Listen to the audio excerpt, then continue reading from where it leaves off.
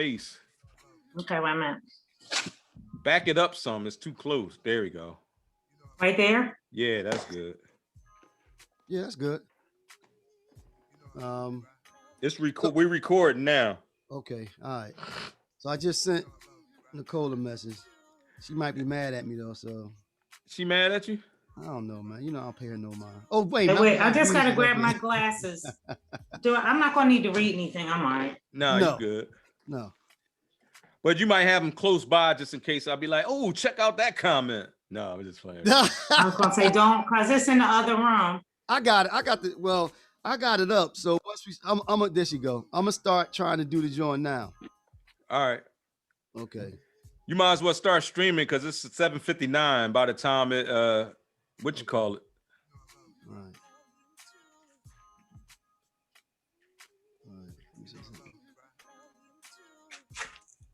Is she coming yet? Facebook. The group. You gotta go. You gotta do it to the group. I think I just did. Oh, hold up. Wait a minute. You hit group and then you type in Real Brothers and it'll fill it out. Hello. Hey Nicole, what's up? How you Live doing? on Facebook, right? Hey Nicole. Hi, Venus. You remember Venus, don't you? What you doing? I can't see you. You can't? No, wait. I can see you now. Yeah, okay. You go. Terry, I'm gonna make you the host. Good, good. You look beautiful. I'm gonna make you the host. Thank you, as do you. How's everything been going? All right? Hold up. First of all, I can get it now. I can do it. I can do it. I'll do it. We gotta lay some ground rules down. This is our podcast. Y'all not getting on here talking.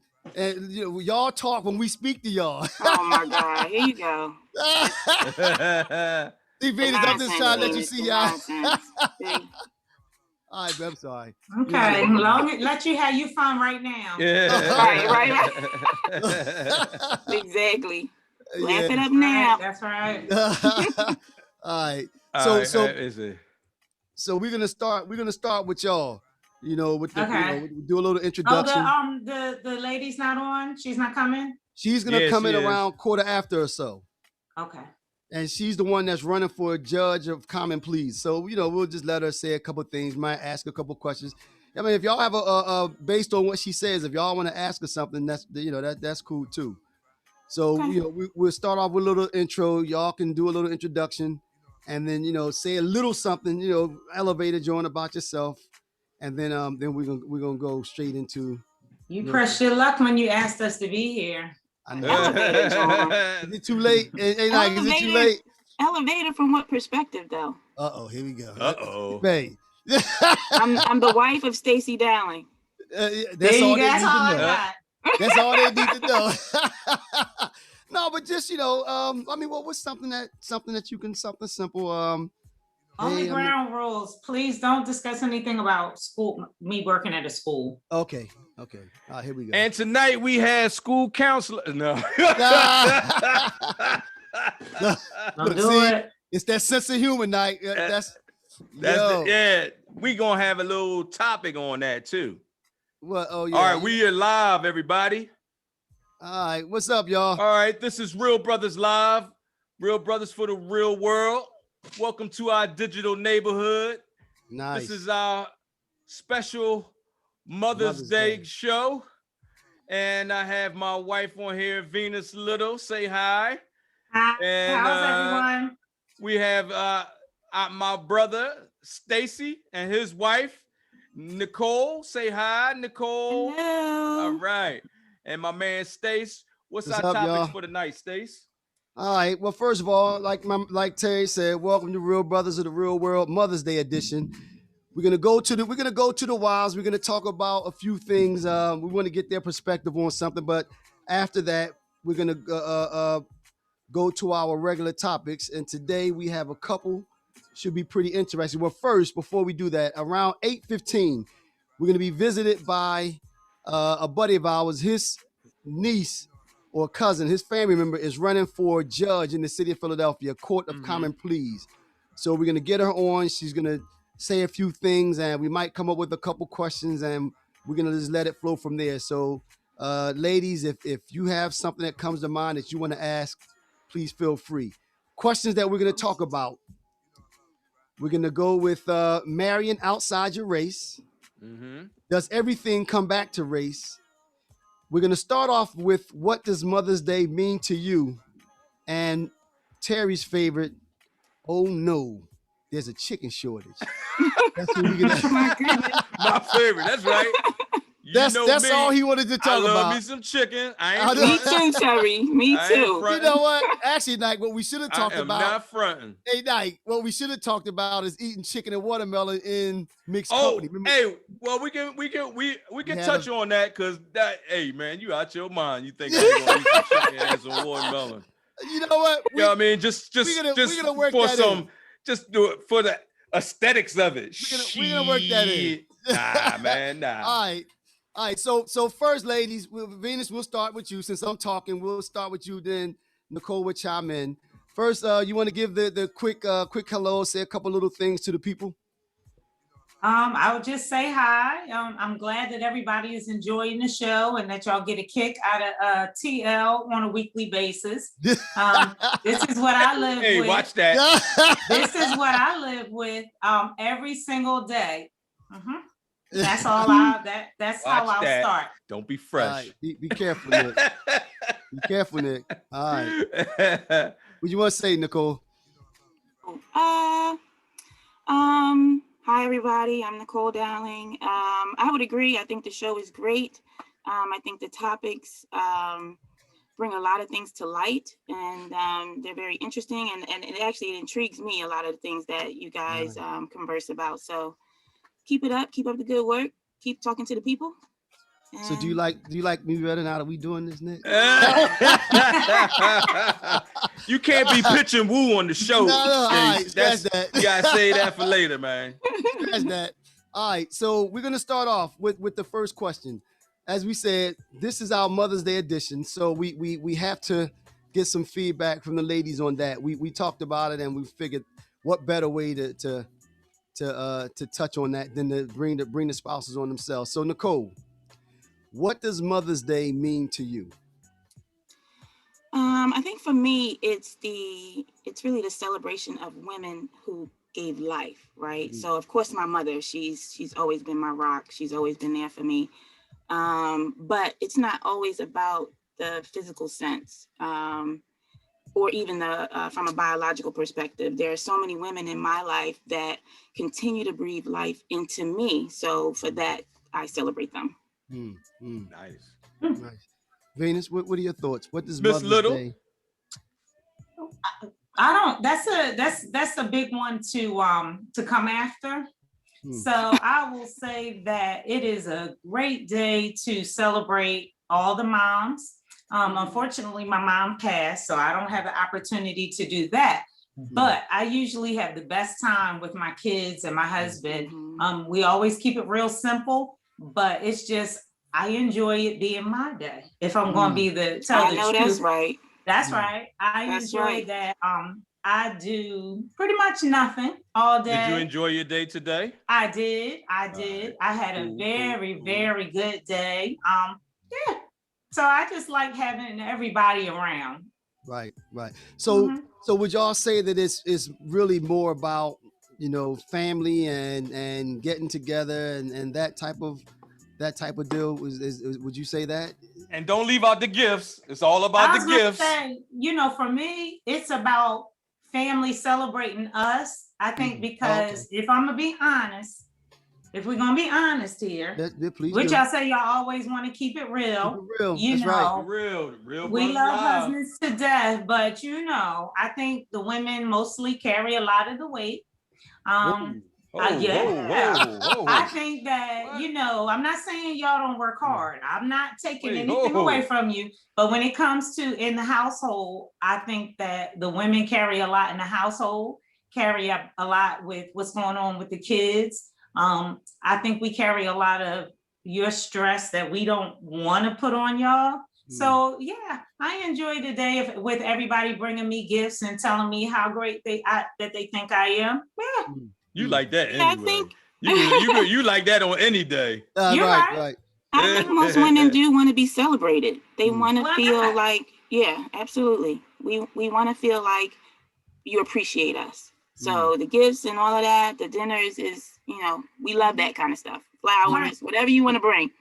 Did you enjoy your day? I did. Nicole, you did? I certainly did. Thank you. Yeah. Okay. See, Good. that's nice. I like to hear. I think that there's cool. a lot of things that we do that maybe y'all don't notice or that we don't say that we do. So it's nice to just feel appreciated all day long. Well, I tell you, thank you for the stuff you do all the time, don't I? You get Mother's Day on a lot of days. You know what I'm saying? You don't think so? I mean, is that yeah, I know you do. I mean, well, so is it like you said? Do you feel like, you know? I mean, of course, this should happen all of the time. So you saying that this is the one day that should be for, you know, set aside to, you know, as a day to acknowledge all of the mothers. Yeah, special day, right? I think it should. I think it's a special day. I can't lie. Terry spoils me. He gives me what I want just about all the time. So I mean, I'm not lying. I mean, I'm not sitting here saying, you know, he doesn't. But on Mother's Day, it's just different. It's different. Like him and the kids will do everything for me. I just pretty much am just there, and it's just nice for them to notice. Like Nicole, do you feel that way about Mother's Day? It's just your day. Yeah, I do. But I guess for me, I've always looked to showering my mother and my grandmothers, and so I think I put a lot of that stress on me to do something for them too. So I don't always look at it that way. I'm looking at it more even outside the house. Like, what am I going to do for my mother? You know, I put a lot of pressure there. So yeah. Now, it's a lot of stress on Mother's Day for the dads. How so? Because especially since like it's hard for me to get a gift for you, especially because it's I'm not trying to say you got everything, but I mean, are you? It's hard to buy you a gift. You're out there lacking things, you know. So it forces you to put some thought into doing something, trying to be different because, like you said, we know that the expectation is that we do something. Right. Yeah. Does that make sense? No. No. They looking at you like. What, Nick? Go ahead. As always, you know your wives, right? You know your significant other. So, I mean, if you know she likes jewelry, just buy her another piece of jewelry because she loves that, you know, or she likes pocketbooks, or she likes to go to plays, or you know the different things that, you know, they like. So if you know I like to go to plays, then you can come home with a pair of tickets for us to go to the theater, you know? Oh, a pair of tickets. Wow. I mean, you can go with me. You're like, go check out this play. And you and your girlfriend or something. Quick to buy me something and say, "Oh, no, that's for you and your friends." No, that's for me and you to do. Well, because it be got girly stuff, you know what I mean? I just, you know what I mean? Yeah, but I don't know if you feel comfortable with me the way I am in a girly type environment. Don't skip over that. How many basketball games do I watch? How many times do we work in the garden or the yard, you know, cutting grass? How many times do I go see them old silly old-fashioned cars with you? But that's fun stuff. I mean, I do agree with Nike though. I mean, you all might not. I bet you do agree with him. I bet you do. No, but say it again, Venus. I bet you do. No, because this is what I mean by that. That we do spend time trying to think about something to do. I mean, you think about it. Right. And it's not just like we go out and come up with the perfect gift. It takes some thought, and it takes and it should take thought. We put a lot of thought into things. Okay, so for his birthday, I set up like a whole thing with all the kids, pictures, a little gathering. So, I mean, we put a lot of thought all the time into your stuff. And then, you know what? If you don't know, if you're struggling with it, I'm sure there's people that you can ask, and they'll give you a lot of suggestions. You hear that, man? I know on Father's Day, there's plenty of different socks to choose from, so I know y'all be going through it. Picking out them socks on Father's Day. I'm not gonna leave you hanging on that one, Nike. You crazy? Exactly. No, I'm just bullshit. Okay. I'm just joking. I'm just joking. Let me ask you though, both of you, with the way that we know that holidays change throughout the years, do you think that Mother's Day is becoming another one of those commercialized days where it is becoming about what are you bringing home for me? Do you get that feeling at all? Not for me. Wait, what? Say it again. I mean, is it becoming commercialized? That's what happened with a lot of holidays, and of course you see the Mother's Day cards. Well, most to me, like most holidays are commercialized. You know what I mean? Yeah. I mean, they're gonna try to capitalize on anything. Right. But do you two feel that way?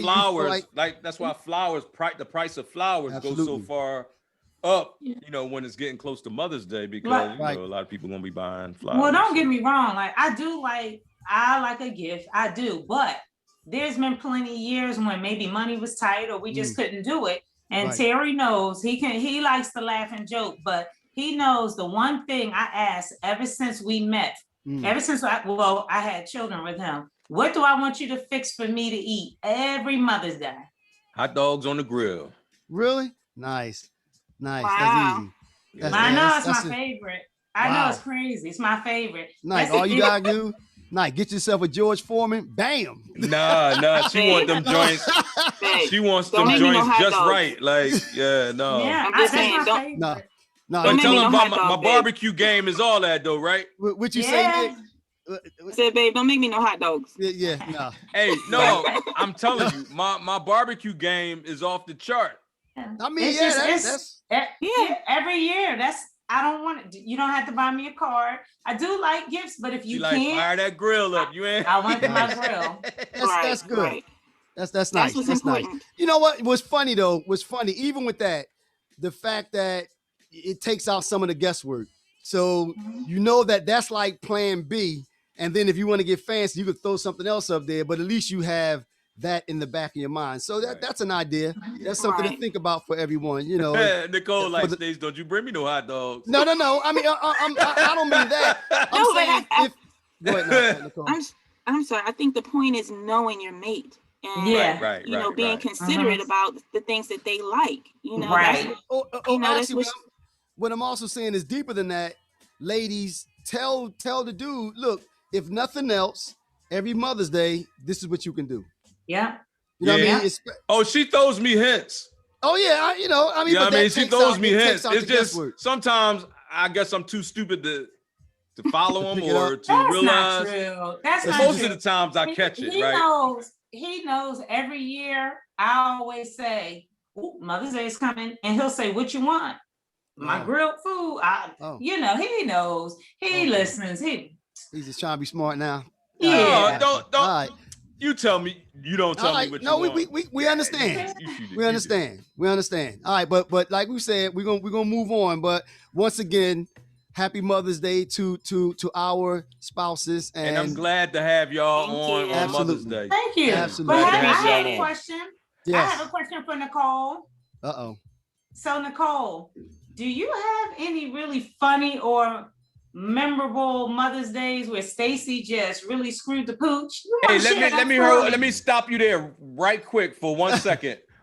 Miss Booker is on the line, and she might have some input on this. All right, okay, we're gonna bring on. Hold that thought. No, actually, forget that thought. No, don't forget it. No, don't forget it. I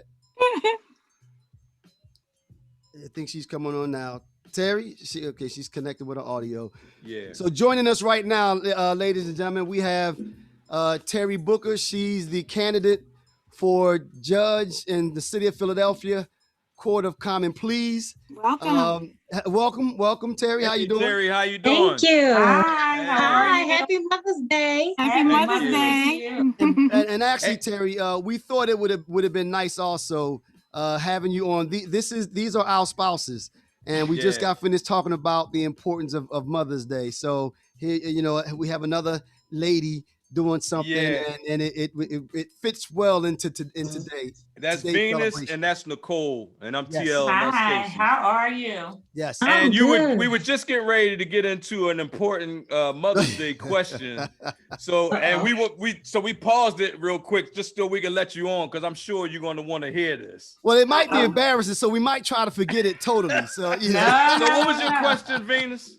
So I had a good question. At least I think it's a funny question, because Stacy and Terry are on all the time and giving things from their perspective. So, and they were trying to ask some generic Mother's Day questions. So my question is, do you have a funny Mother's Day story where your spouse just really screwed up or did something that like was so hysterical or something memorable for a Mother's Day? Because I have a great story. Wait now.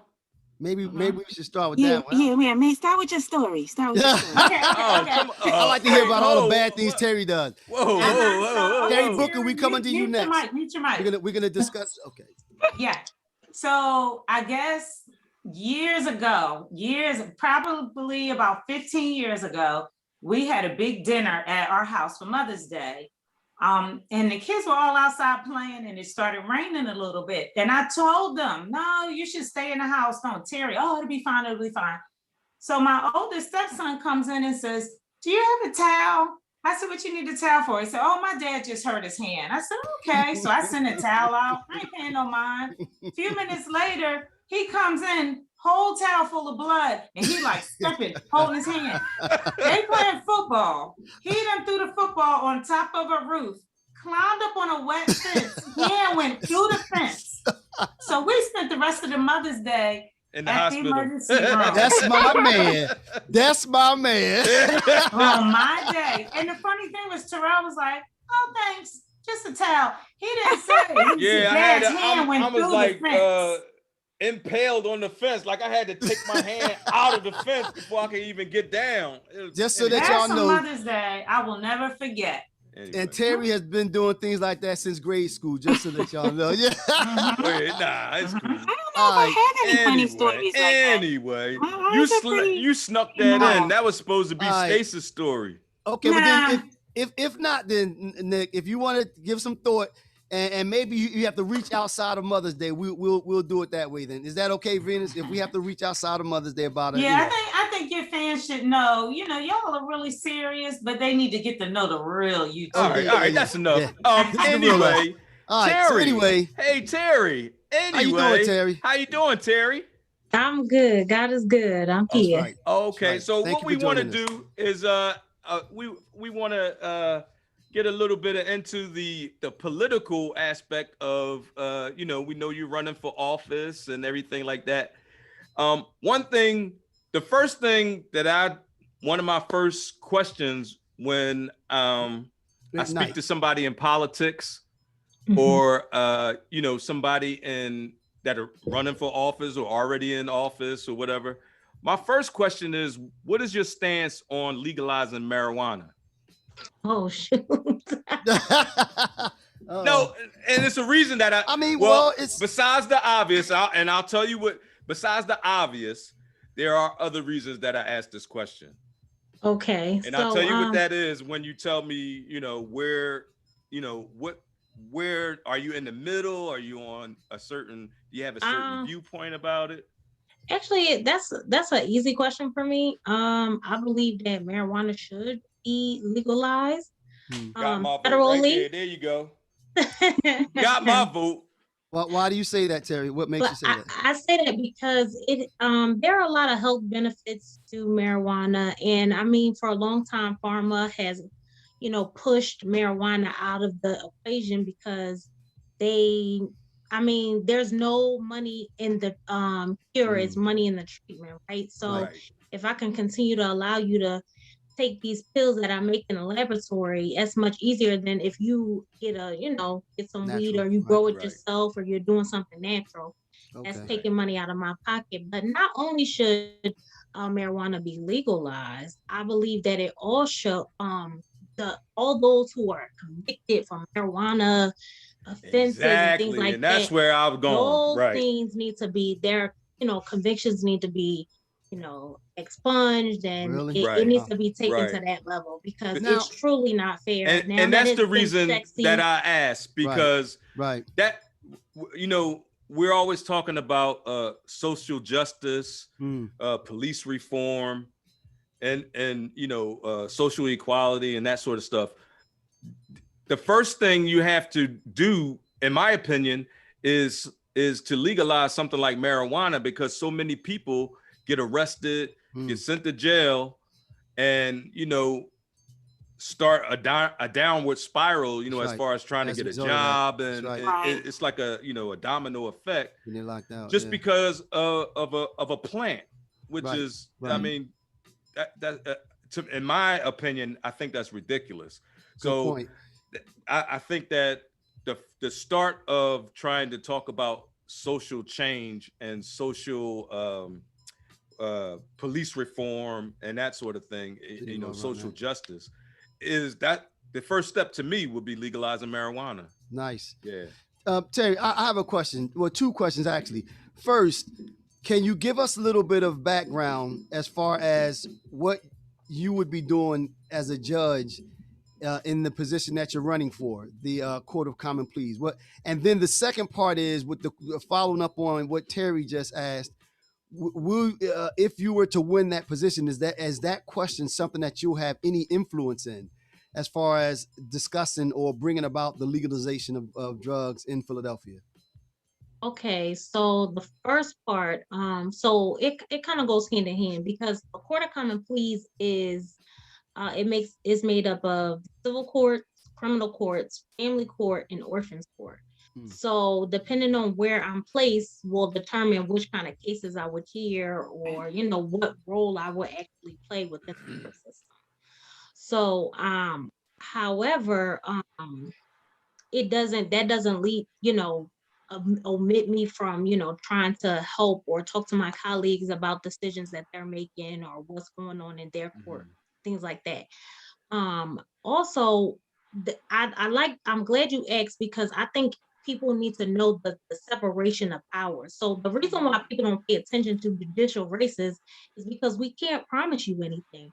We can't say, oh, we're going to get this done and we're going to do this and we're going to do that. We can't. It's not legislative. So, but you have power in sentencing, right? Or you have power in, like, if you're in a family court, you have power to make some change and effect in a lot of I'm not saying young we don't people's have lives. any power, because that's actually the opposite. We have a lot of power, but people don't know. The way people in a general sense, when people think of, oh, if you're running for something, oh, you can promise me something and I'm going to get something in return. Because you're not creating the laws, you're just exactly. So that's the legislative branch. That's what we have, all those three separate powers.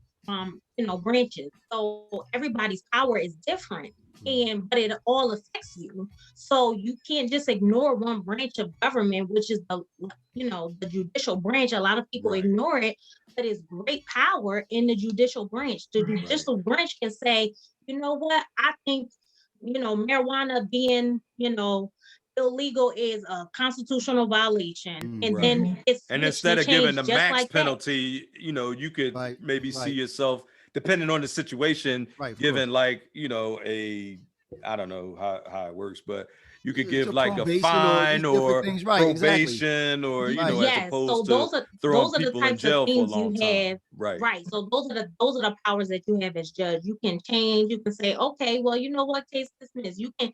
Those are the things that, I mean, the judicial power is, once you're in, under the jurisdiction of the court, that's it. So it's just like, even with family issues, I always encourage people, try to settle your issues outside of court, because once you become a part of that system, they have you. Oh, you want to move? Oh, okay. You have to ask me first. You want to you getting a new job? Is it going to affect your hours? You got to talk to me first. Everything is at the behest of the court, and you don't want that. I mean, I know for some cases that's the only way it's going to work, but I always encourage. Try to work it out. Yeah. Now, go ahead. Did you have a question, Nicole or Venus? I guess I had a question. So I know, once you run and we're gonna claim that you're gonna win. And they place that. You gotta put it in, put it up there if you want it. I know they have the power to place you, but if you had your choice, which division do you feel you would you would prefer, and where you could bring the most positivity to, I guess, is the question. So I believe that family court would be the courts that, now I don't typically like family law. That's not what I prefer. I've had one family law case and I said, oh no, this is too much. They live telling me, oh, handle your client, get your I am an attorney. I am not a babysitter or referee. So but I was able to I still respect the court, but I do see a lot of times the best interest of the child is not taken into consideration. Parents, fathers, because it's been a long standing, whether people like to admit it or not, it's been this long standing, okay, the mom is supposed to take care of the child. That's right. And no matter what the circumstances are, the mom is the one. So I feel like men get a bad rap automatically. They do not get a chance to say, hey, I really don't think my children should be with their mother. It's not always cookie cutter. Talk, That's right. So I feel like and that's part of me being a listener, listening to both sides, saying, okay, let me, because that's what I want to do. Right. Because I know people that get dismissed in court. I've even been dismissed in court. I'm a Black woman, so judges, they listen to me. They're like, I'm not listening to you. Wow. You can tell when people are just not listening. And even as counsel, so I can imagine when somebody goes in our representation, how they're treated, and it's really not fair. So Terri, are you in a specific district, or is it just Court of the Common Pleas in Philadelphia as a whole? Right. So the whole city can vote for me, and the Court of Common Pleas, even though it's in different sections. So Philadelphia County, it's but everybody can vote for you. But everybody can vote, right? In the city, the whole city. Yes. Okay. Well, everybody that's listening, y'all know what to do. Terri Booker. Mark it off. Teeks family. And this is not a presidential election, but we still need to vote, because if you don't vote, you can't complain. That's right. Now, if you don't vote, you have no say. That's right. So, can I ask a quick question? With the in the Court of Common Pleas, do you find that there is, and I'm sure the answer is probably yes, do you find that there is a real need for people of color to run for these positions? Because sometimes I think the ones who really don't listen, they don't look like us. That's right. So I don't know if you all heard about the CURE report that came out. Do y'all know about anything about that? So it's basically talking about the racial nepotism, all the things that go on within the Court of the Court of FJB, within the court system here in government period, really. I mean, honestly, if we're being honest, when you take a look at the statistics and you look at who's being hired, and even within the city, all the way from city to federal, you see that the positions, even if there is a significant amount of Black people who work there, they don't exactly is where they're placed. What position are they holding? They're not holding any positions of power, authority, or anything like that. I can't make a decision. I could come to work and you tell me what to do. But and really, to answer your question, they know it exists. They know it's there. And they say, oh, well, we need to try to change it. We need to do that. But it's like, you need to be able to have an uncomfortable conversation with your colleague and tell them, did you just totally ignore somebody that, I mean, that's what I heard. Because they look like this, or they talk like this, or whatever the case may be. And people, even though some people say, oh yeah, I'll be able to do that. But I mean, have you done it in your life? Have you done it throughout your life? Because I don't see all of a sudden now that you become a you have to be able to relate to the people that you're adjudicating for, right? So if you don't, if you can't relate to the people that you just.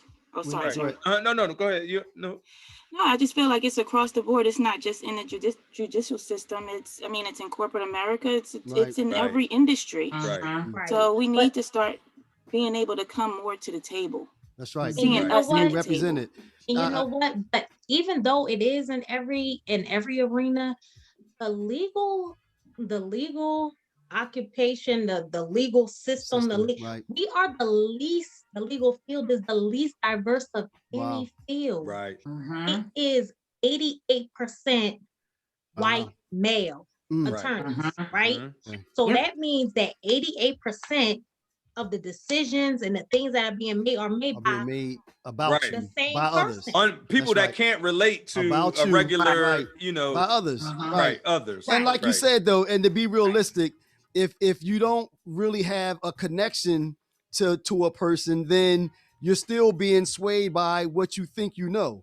And that's not to say that you can't have make an unbiased decision about someone, but that you still have to be able to relate. You still have to be able to relate. When you see little Johnny that rides a skateboard that does something, oh, that kid is like my son.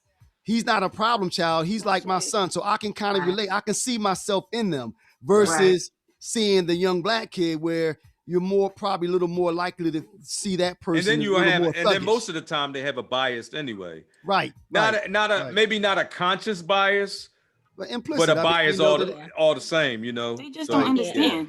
They don't understand. What I say is giving people the benefit of the doubt. Like, okay, that's right. Being allowed to make a mistake, being allowed to not be perfect. It's far too often that Black people are not allowed to make mistakes. Everybody makes mistakes. Everybody. So we are the only one who are punished greatly for our mistakes, and we don't get that chance. We don't get. And then sometimes once you get that punishment. That's it. It's hard. Once you get that punishment on you, it's hard to get from under it. Oh no, it affects the rest of your life, and it's going to determine the course of your life for the most part. I mean, from the job choices, federal loans, this, that. Can you get an apartment? All those things are necessities. I need a job. I need to live somewhere. So it's not fair. But well, Terri, we do have a thing on we're asking also everybody, and I know this doesn't have anything to do with your election, but we think that if people try it, it may help a little bit to get us a seat at the table. And what we're talking about is our Black Dollar Blackout on June the 11th. I don't know if you heard about that, but that was something that we're trying to put together just to show, to try to get a seat at the table where they start, recognizing people as being a financial power, because we spend so much money in this country. You mean the most money? Yeah, there you go. Right. The most money. You mean the most money? Right. So, and we have so much financial power, but we never wield it because nobody has shown us that we can wield it. Right. So that's one of the things that we're trying to do is to show that we can wield our financial strength and make change. We don't have to keep marching and keep protesting, keep looting and all these other things, trying to and I don't have because we I don't have a problem with all those things, but we have to be able to try something else. Something you have a problem with looting. You got a problem. There's nothing wrong with marching and and we understand why they're looting, right? But I think something that you touched on with the blackout, we have to start teaching our children and even their parents financial education and how to be able to manage their money better. Right. Because we have, everybody's getting their PUA money and, hey, money talks, you know what I mean? It does, but if we have the mindset to unify and come together, and we were just talking about this earlier, and, let's start a business, let's put something together where we can, have more financial wealth, start building wealth within our families so that we can be independent and not have to worry about, being, create your own table instead of asking for a seat. Correct. All right, for a job. So Terri, we're gonna slide this on to the next topic, but I have a question for you. Is there anything else you want to say in closing to the folks? Anything else you want to put out there in closing? So election day is May 18th. May 18th. My number is number 10. Push number 10. Let true justice begin. Okay. Nice. Nice. Make it rhyme. We like rhymes. That's right. True justice within. Okay. That's right. Hey, and hey, everybody out there that can hear my voice, everybody that can want to listen to the recording later, Terri Booker, y'all. Okay, right. You don't want to be sitting in front of some other judge that you could have voted in there and be like, damn, I messed up. Say justice begins, choose number 10. What yeah, that too. Whatever rhymes with number 10, you know what I'm saying? Whatever. It's whatever. But yes, my number is 10. And if you want to learn more about me, terribookerforjudge.com. That's TERRI Booker BOOKER, the number 4, and for judge, Judge, JUDGE. Nice. And we have Facebook, Instagram, all that stuff. So you can reach out if you have a question, anything. I'm here. Okay, and we have a link on our website, so check out Terri Booker. Terri, thank you very much for joining us. Good to have you. Thank you for having me. We'll have to have you on after the election one day. Yes. To just to see how you made out, back. And even if you didn't, good luck, and we'll get you in there one of these days. Actually, it's this day. Today is the day. Right. That's right. Claiming it. Terri, claiming it. There you go. Claim that. That's right. It will be very powerful. As you say, you claim it, you win, and then if we have questions, if maybe one day once you're in, you can come back and talk about something that's coming down the pipe. Yeah.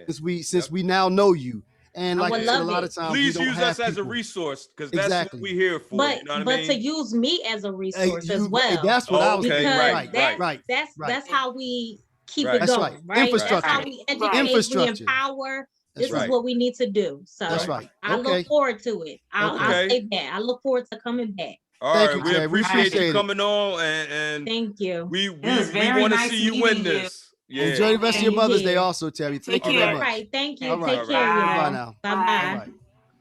All right, once again, y'all, that was Terri Booker. She's running for judge in the city of Philadelphia Court of Common Pleas. So take a look at her bio, educate yourself about what she's running for, the position. Pull lever number 10. Number 10. And actually, she happens to be a friend of one of our high school buddies. So, I mean, I'm going to say it. She's a homegirl. So she got to be consider good people. Her. Yeah, that's right. If you know no one else, why not give her your vote? Put it that way. If you don't know anyone else. And look at it this way. The other thing that I would say is it's time for us to start trusting in our own people to judge us. Right. That's right. Right. Especially someone that's not 100, outdated, has no idea what she's from the city, she's from your area. She's relatable specifically to you. That's right. She took the time to come visit us. All right. So we're gonna move it on. We're gonna keep this train moving. All right. We got the next question coming up. I think it was a nice segue. It was a nice segue to where the conversation went. And the question is, we're gonna go to you first, Nicole. Does everything come back to race? Does everything, do all topics, does it all come back to race? What do you thought?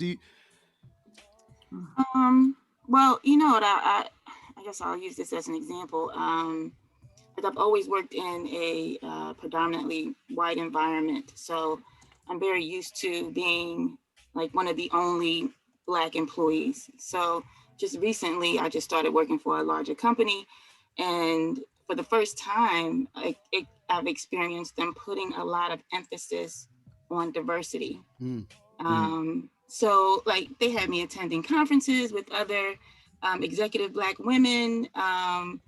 They asked me, I wrote up a article on how I felt about Black History Month, which I thought was a little weird, but we also have a larger presence or a larger workforce in India. So there's a lot of activities and celebrations for them to help them connect more with the company. So with that being said, I would say maybe it does come down to race, and maybe it should from a positive point of view, so folks can just recognize.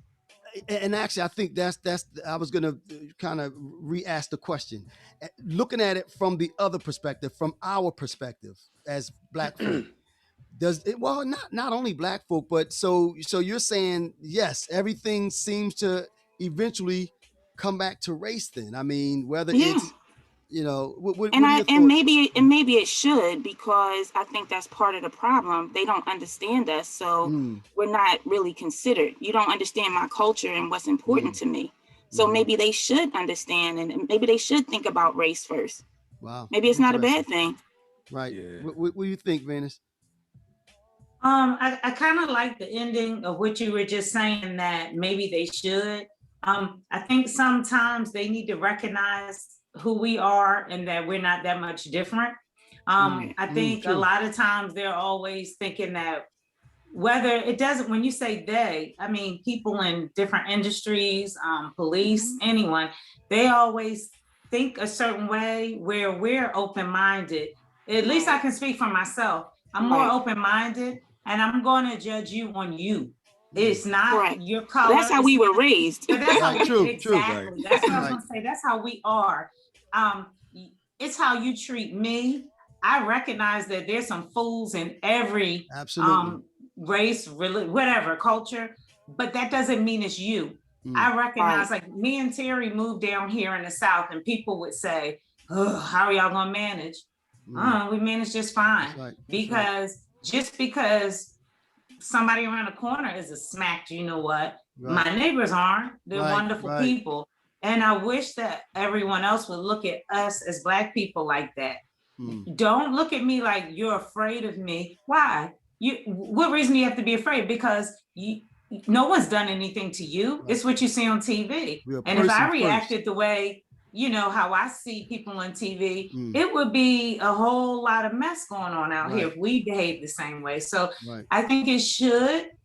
But they should look at us like they look at everyone else. Recognize who we are, see what we're about, because you might find that, we're really all that interesting and we make the world better. Ooh, yeah, nice. I don't, me specifically, to answer that question, I don't think race should matter about everything, but just because of the history of our country, it does. Unfortunately, it does. It doesn't have to matter in everything, but it's kind of like a two-sided thing, right? Because on the one side you have, let's say, the others, right? So they look at Black people out of a certain lens, right? And then you have the other side of that, where you have us Black people who we look at others out of a certain lens. Not quite out of a certain lens, but we look at others out of the lens that we think that they're looking at us out of. See, but I think that that's the chicken and watermelon comment. Right. But exactly. So, but I mean, but I Nicole, think that, just like me and Stacey was having a discussion about, would you eat chicken and watermelon in front of, let's say, mixed company? Mixed company. Well, okay, or at a company picnic. Wait. Let's put it out there, the full extent of it. Okay. I don't mean the watermelon that's cut up, in the little like plastic slice. bowl. Like, I'm saying if it's sliced watermelon on a rind. You've been to events and where they had the little watermelon slices. Wait. They like that thin. Wait. You're talking about something that you're asking Nicole. And Nicole, now come on. You're asking Nicole, would she eat a big hunk of watermelon, gobbling it up? She's not a big hunk. No. I don't want to muddy it up that way. I don't want to muddy it up that way. Okay, I'm just saying, and maybe it's not big, sloppy, but would you eat?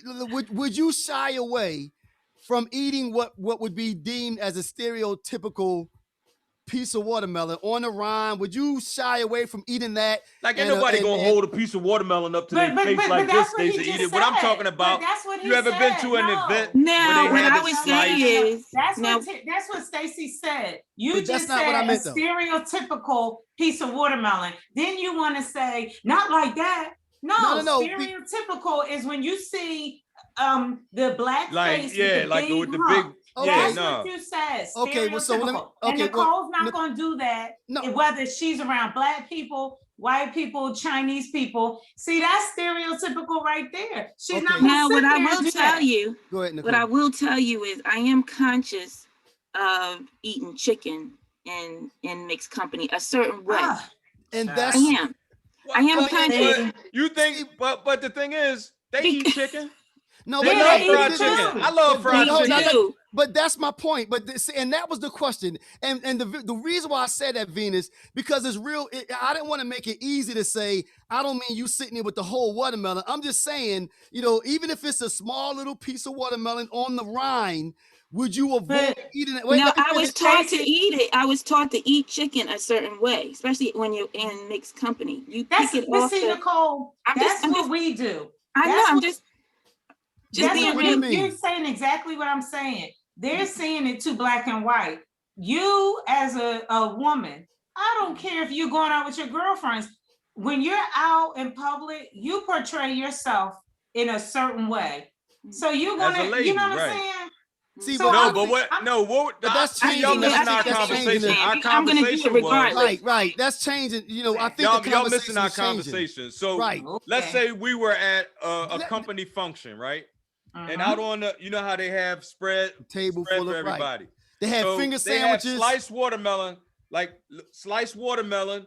Then they got other fruit. They got fried chicken. They got rolls. They got the whole spread. Would you avoid finger sandwiches? Everything. You would shy away from the fried chicken or the watermelon or the combination of the two? Because you're scared that somebody gonna say, "Look at that nigga eating that watermelon." Look at that nigga eating that watermelon. How would you feel, Terry? If you eating that and somebody walk by and ask you, "Is it good?" I'm saying, it's good. I'm like, yeah, nigga's good. Hey, look, other people like watermelon just as much as we do. Other people like chicken. I agree. Just as much as we do. So other people like collard greens. I think we're at a point. I think we're at a point in our lives where we're more confident in ourselves enough to eat that piece of chicken. Yeah, not that you don't think about it. Like you and I might joke about it. Like they talk about you eating that chicken. Maybe it's but I'm still gonna eat it. You know what? That's the difference with me and Terry. Because we're gonna go to the table and get the chicken and watermelon. And if you say to me, "Is it good?" I'm gonna say, "It sure is. You might want to get you some." And I'm gonna keep eating. But here's the kicker. I'm gonna eat it the same way I eat it in front of them as I eat it in front of at home. It's still like y'all making it sound like back in the day. You see, we up in the joint like, come on. Oh man, this is good watermelon, bro. The bigger. Okay, let's take it. One step higher. Then, are there things that you avoid doing in mixed company that you would do when you just around your folk? Are there things I don't say the N-word in mixed company.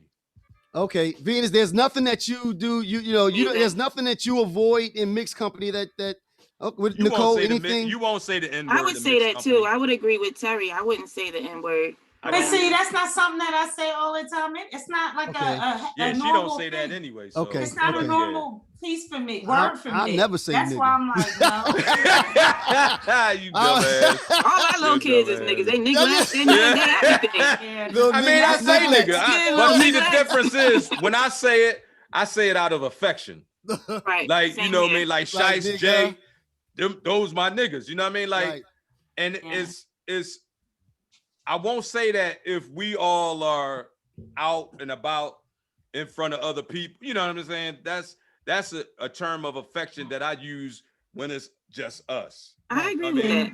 Right. Yeah. See, and well, again, there are some things that I would avoid doing in mixed company. And You know, and that's one of them. Erica said, my sister said, she asked Venus, who's nigga Charlie? That's Terry. But see, here's the thing. She talking about she don't say nigga. Gotcha. That's the only thing. That's the only time. That's the only one time I say it. She's like, that's the only one time I said it. My nerves. It's not like that's not my normal word, but when he gets on my nerves, that's his name. Nigga Charlie, go ahead, say it. He got to get on my nerves, and that's what I say behind his back. Thank you, Erica. It's like that. All right. But that's not my normal word. That's when I'm pissed with him. You know, I don't walk around saying that. We need to have her on here. All right, now we gonna move on. We gonna move on. Tay got the fake smile on. Right, here we go. See that? I'm like this.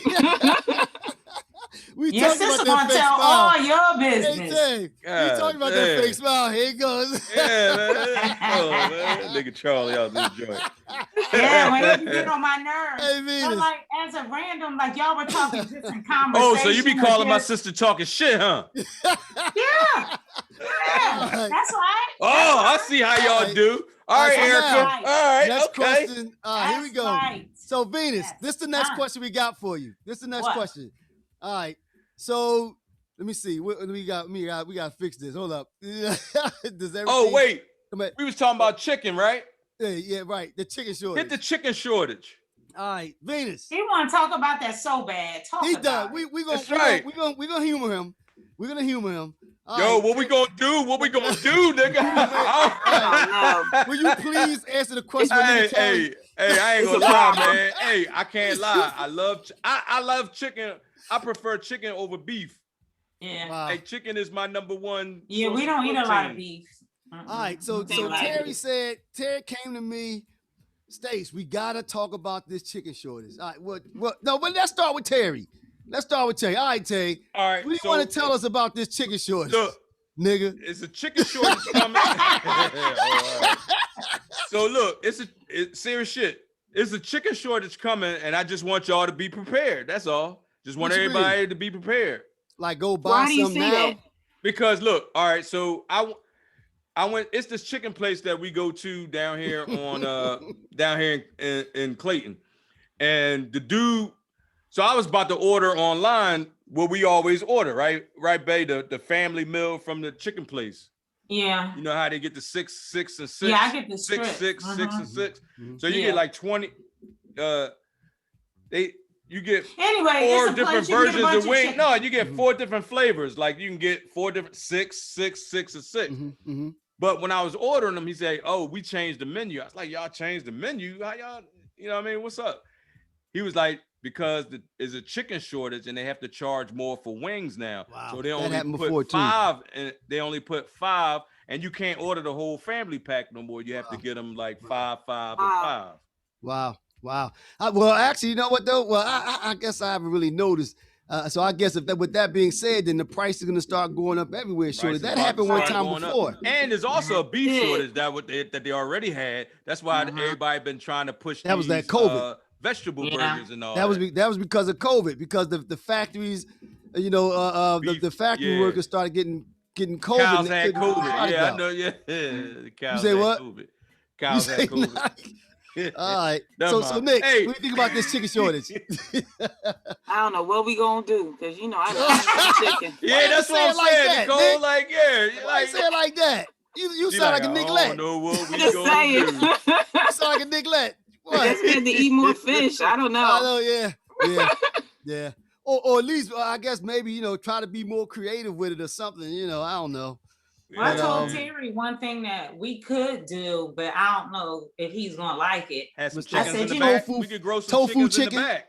No. We're in the country. We could grow all the chickens we want. You should. That'd be nice. What I was suggesting was, I told him, I said, it's just me and him now. The kids are gone. I said, 2 nights a week, we can just do like a vegetarian meal. But I don't mean like tofu chicken. I mean, I'd rather have like salad with maybe like mushrooms and extra stuff in it. So I told him maybe twice a week we can do that. I mean, sure, we'd be all right. We do that all the time. You would have to. You would have to get creative. See, but we do ours as a result of sometimes being tired, not feeling like cooking. So you open a bag of salad, you throw it in.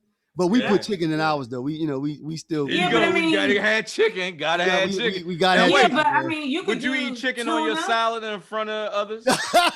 As long as it's not fried. Yeah. Wow, that's crazy. I'm just joking. Yeah. I don't mind that. Look at Nicole, look surprised. She's like, "What?"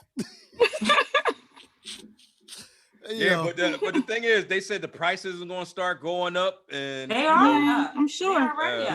Yeah. All right. Listen. All right. Well, let's. Okay. We're gonna go to this one then. What do y'all think about? Now we just came back from Maryland. Damn, we off the chicken joint that quick? Oh, good. Yes, we off the chicken. We move away from chicken. And we just came back from Maryland, and we were sitting in the restaurant, looking around, and and even commercials and everything. What do you two women? How do you respond to seeing people marrying outside of their races? You hear stories about people still feeling a little uncomfortable with seeing that, seeing men marrying outside of their race and things like that. What are your thoughts on that? And you're starting to see it as more prevalent now than ever before. What are your thoughts on it, Nicole? I think primarily I would say whatever makes you happy, just go for it, right? I come from an area that's very multicultural, so while I have a preference, like the blacker the berry, the sweeter the juice. You see my husband, like me, right? like dark skinned, like me. But my juice. Well, never mind. Go ahead. Yeah. Oh, you about to? Go ahead. Finish it. I'm sorry. Go ahead. I'm sorry. I'm just saying I wouldn't shy away from it, but I do remember, early on, like when I was a teenager in my early 20s, and if I would see someone, a black male with maybe a white female, it would make me feel away, because I'm like, you're taking all of our men away, or the good men, from the black women. So I kind of. There's a bunch of good men out here. They just all happen to be married. Uh-oh.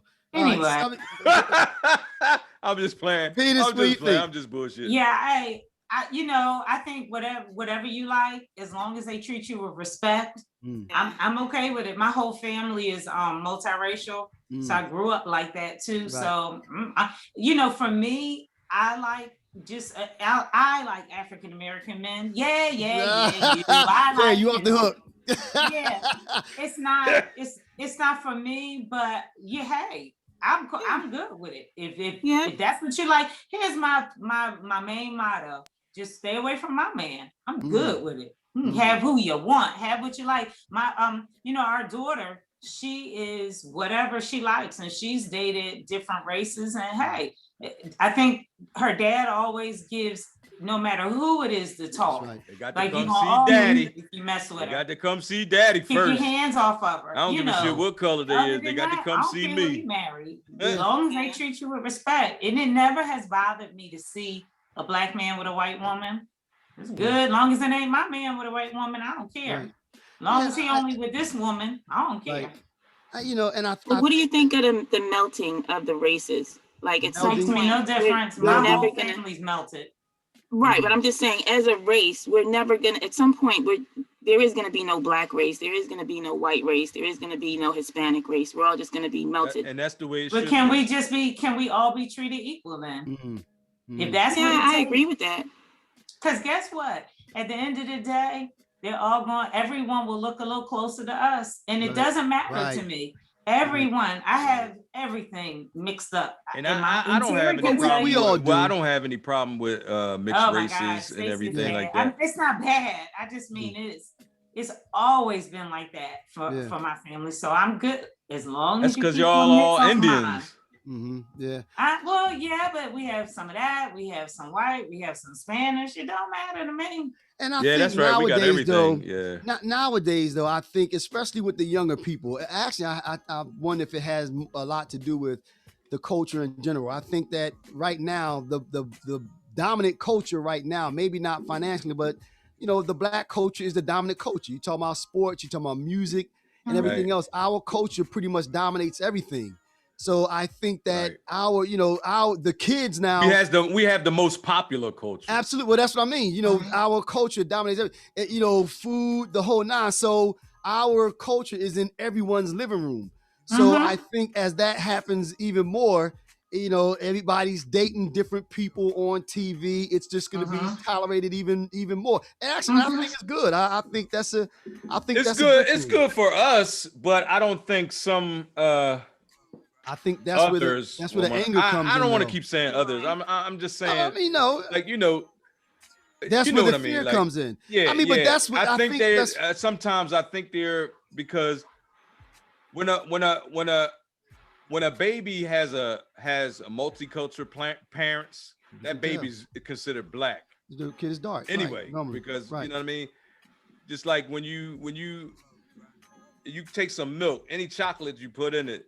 It's either going to be light or it's going to be, it's going to get darker and darker and darker. But it will no longer be white, right? It ain't going to need. And that's a part of it with race, What they say though, it's like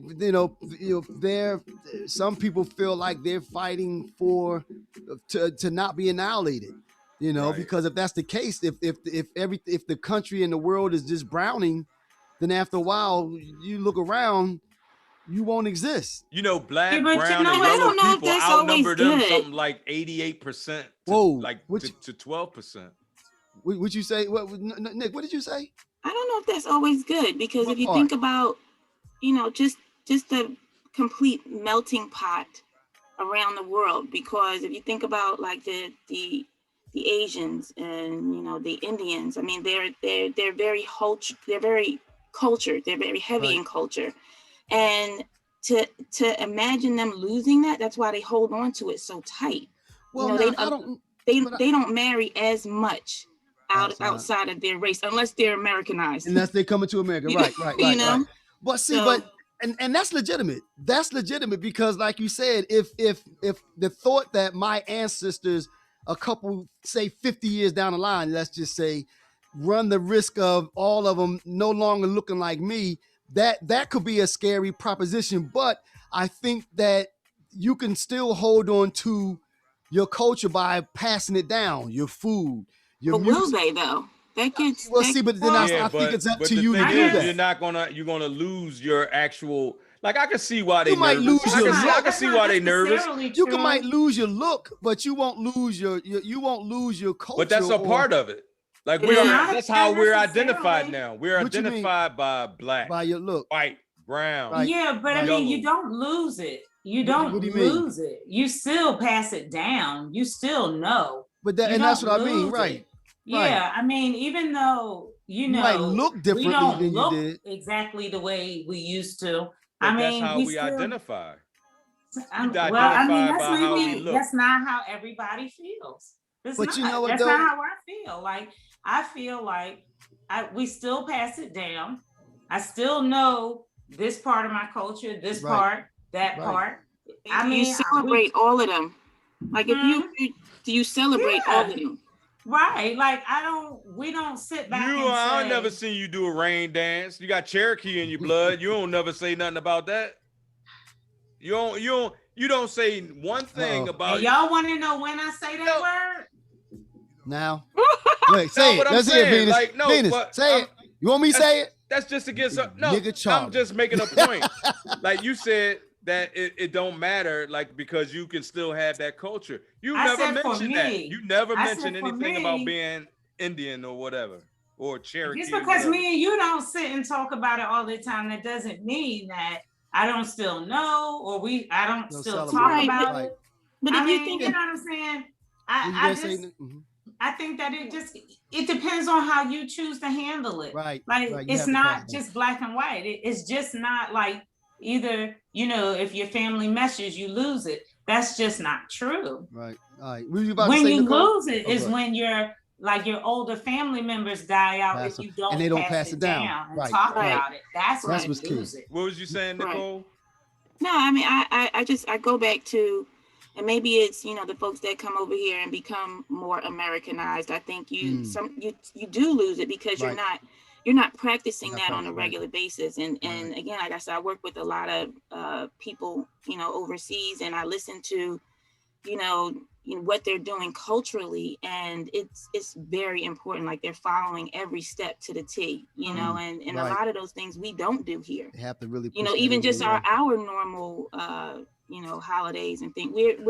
We're saying, oh, it's too commercialized, and we don't want to, you know, celebrate, you know, Christmas like we used to, or we're doing Kwanzaa, but we're doing it a little bit. I studied it at one point, but we don't do it. We don't celebrate it here in my house. Kwanzaa at my house this year. We gonna start. We need to start. Right. We need to start. I agree. I'm just saying we don't. You know what? Juneteenth is another one. Kwanzaa. We need to start celebrating that. I know we talk about Kwanzaa and all that, but I mean, that was started here. So but that's still not a part of our culture. Well, it was supposed to be. It was based on African theories. You know, seven African theories. You know, but you know, I don't. Okay.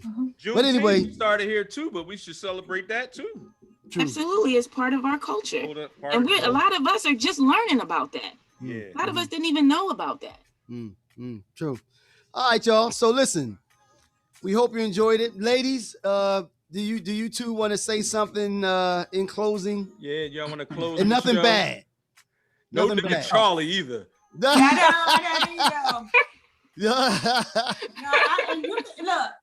I'll be texting Erica my N-word for the night.